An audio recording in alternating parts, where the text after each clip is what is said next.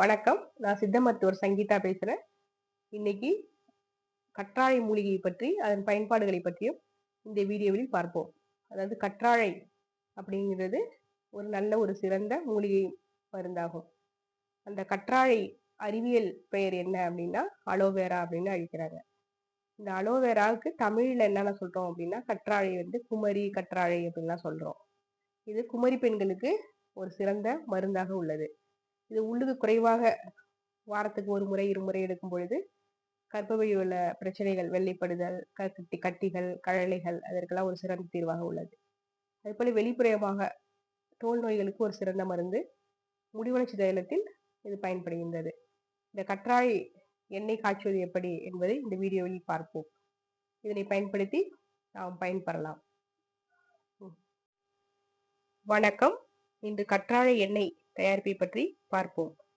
இந்த கற்றாழை எண்ணெய் சரும பாதுகாப்பு மற்றும் முடி வளர்ச்சி தைலத்தில் ஒரு நன்றாக பயன் தருகின்றது. இந்த கற்றாழை எண்ணெய் எவ்வாறு சரும பாதுகாப்புக்கு பயன்படுகிறது அப்படின்றா, நம்ம சருமத்துக்கு உள்ள அலர்ஜி, உங்களுக்கு புண்கள், கரப்பான், சோரியாசிஸ், அது போல நாட்பட்ட சரும வியாதிகளுக்கும், வெயில் கால கட்டிகள், வெளியில் உள்ள கட்டிகளுக்கு இதை தடவி வந்தால் நல்ல பயனை தரும். மேலும் சூரிய வெப்பத்தினால் உண்டான அல்ட்ரா ரேஸ் அதற்கு இது நல்ல ஒரு பயன் தரும். வெளியில் செல்லும் போது தடவி கொண்டு போகலாம். மேலும் முகத்தில் உள்ள கரும்புள்ளிகள், மங்குகள் மறைய இதனை பயன்படுத்தலாம்.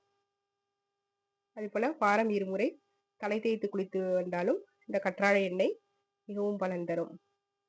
மேலும் முடி வளர்ச்சிக்கு முடியின் வேர்கால்களில் இந்த எண்ணெயை நன்றாக தேய்த்து டெய்லி ஒரு ஸ்பூன் தடவி வந்தால் முடியின் வேர்க்கால்கள் உறுதியாக இருக்கும். மேலும் பொடுகு, அலர்ஜி, அரிப்பு, இளநரைகள் ஆகியவை முடிகளுக்கு தடுக்கின்றது. முடி பாதுகாப்பை பலப்படுத்தும். மேலும் இதற்கு உள்ளுக்கு வாரம் ஒரு ஸ்பூன் வெந்நீரில் கலந்து ஞாயிறு, திங்கள் ஏதாவது ஒரு கிழமைகளில் இதை உள்ளுக்கு சாப்பிடும் பொழுது பெண்களுக்கு ஏற்படும் கர்ப்பப்பை தொந்தரவுகள், உள்ளுறுப்பு கட்டிகள் இதெல்லாம் சரி செய்கின்றது. இந்த மகிமை பொருந்திய கற்றாழை எண்ணெய் எவ்வாறு செய்வது என்பதை பார்ப்போம். நன்கு சுத்தம் செய்யப்பட்ட கற்றாழை ஜெல் 7 முறை நீரில் அலசி எடுத்துக்கொள்ள வேண்டும். அதுபோல செக்கில் ஆட்டிய தூய தேங்காய் எண்ணெய் ஒரு 100 கிராம் இதை நன்றாக கலந்து அடுப்பில் ஏற்றி மணல் பதம் வரும் வரை நன்றாக அதனை காய்த்து எடுத்துக்கொண்டு பயன்படுத்த வேண்டும். எப்படி தயாரிப்பு என்பதை பார்ப்போம். இதில் நன்றாக சுத்தம் செய்து 7 முறை சுத்தம் செய்த கற்றாழை ஜெல்லையும் 100 ml செக்கிலாட்டிய தூய தேங்காய் எண்ணெயும் கலந்து மிதமான சூட்டில் எண்ணெயாக வரும் வரை பக்குவமாக காய்த்து எடுத்துக்கொள்ள வேண்டும். இதனை உள்ளுக்கும் வெளிக்கும் பயன்படுத்தும் பொழுது அளவறியாத நன்மைகள் தரும். அதாவது உள்ளுக்கு ஒரு ஸ்பூன் வாரத்துக்கு ஒரு முறை சாப்பிடும் பொழுது கர்ப்பப்பை பிரச்சனைகள், உள் சூடு அதெல்லாம் குறையும். பெண்களுக்கு ஒரு மகத்தான ஒரு எண்ணெயாகும். மேலும் முடி வளர்ச்சி தைலமாகவும் பயன்படுத்தலாம். வெளிக்கு சருமத்திற்கு எப்படி பயன்படுத்த வேண்டும்னா, புண்கள், புரைகள், கரும்புள்ளிகள், அரிப்பு, அலர்ஜி, சொரிச்சிரங்கு, சோரியாசிஸ் போன்றவற்றிற்கும் இதனை பயன்படுத்த பல நன்மைகளை உண்டாக்கும்.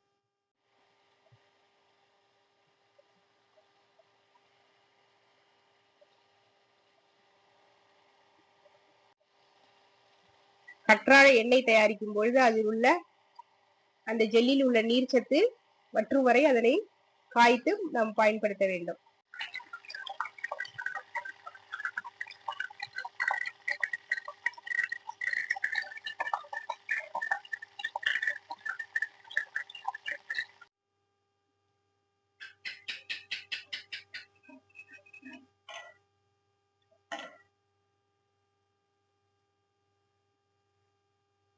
இப்பொழுது கற்றாழை எண்ணெயின் நீர்ச்சத்து முழுமையாக குறைந்துவிட்டது, மணல் பதமும் வந்துவிட்டது.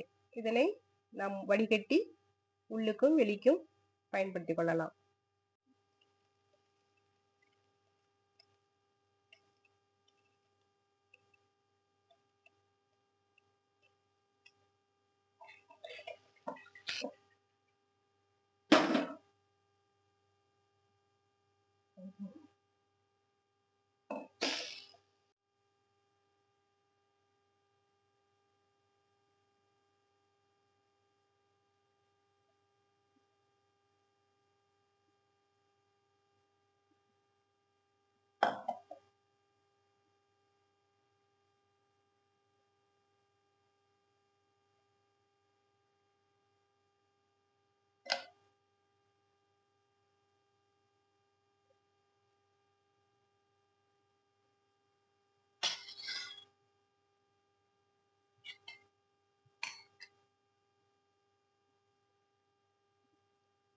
இந்த கற்றாழை எண்ணெயை நன்றாக காய்ச்சி வடிகட்டி ஆற வைத்து ஒரு காற்று புகாத பாத்திரத்தில் பயன்படுத்த சகல நன்மைகளையும் தரும்.